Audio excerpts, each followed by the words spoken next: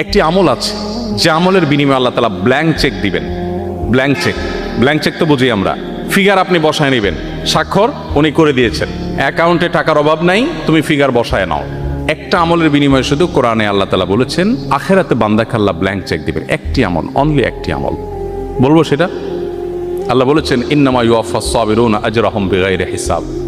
যারা সবর করতে পারবে, ধৈর্যশীল হবে, আশাহত হবে না, ভেঙে পড়বে না, মুষড়ে পড়বে না, শক্ত থাকবে, আল্লাহর প্রতি আস্থা রাখবে, ভরসা রাখবে, আত্মবিশ্বাস রাখবে এবং সবর করবে, আল্লাহ বলেছেন তাদের বিনিময়ে দেওয়া হবে হিসেব ছাড়া।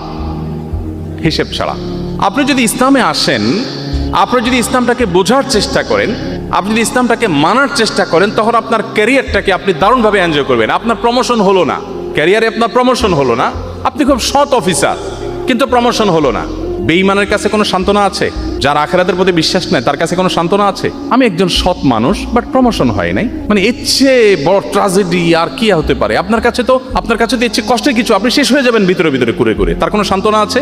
ইমানদারের সান্ত্বনা আছে না নাই? আছে না নাই?